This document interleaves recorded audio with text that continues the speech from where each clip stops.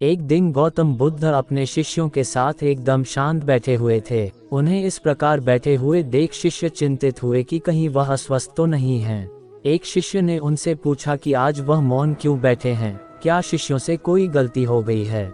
इसी बीच एक अन्य शिष्य ने पूछा कि क्या वह अस्वस्थ हैं, पर बुद्ध मौन रहे। तभी कुछ दूर खड़ा व्यक्ति जोर से चिल्लाया, आज मुझे सभा में बैठने की अनुमति क्यों नहीं दी गई है। बुद्ध आंखें बंद करके ध्यान मग्न हो गए।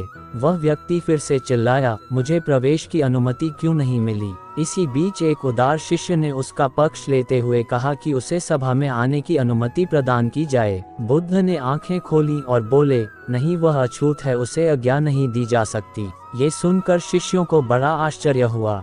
बुद्ध उनके मन का भाव समझ गए और बोले, हाँ, वह अछूत है। इस पर कई शिष्य बोले, हमारे आश्रम में जात पात का कोई भेद ही नहीं, फिर वह अछूत कैसे हो गया।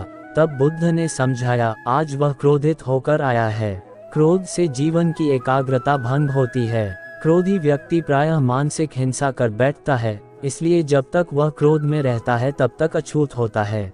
इसलिए उसे कुछ समय एकांत में खड़े रहना चाहिए। क्रोधित शिष्य भी बुद्ध की बातें सुन रहा था। पश्चाताप की अग्नि में तप कर वह समझ चुका था कि अहिंसा ही मनुष्य का महान कर्तव्य व परम धर्म है। वह बुद्ध के चरणों में गिर पड़ा और कभी क्रोध न करने का प्रण लिया। इस कहानी यह शिक्षा मिलती है। आशय यह है कि क्रोध के कारण व्यक्ति अनर्थ कर बैठता है और पश्चाताप उसे बाद में होता है, जिसका कोई लाभ नहीं मिलता। इसलिए हमें क्रोध नहीं करना चाहिए। असल मायने में क्रोधित व्यक्ति अछूत हो जाता है और उसे अकेला छोड़ देना चाहिए। क्रोध करने से तन, मन और धन तीनों की हानि होती है। क्रोध से ज्यादा हानिकारक कोई और वस्तु नहीं है।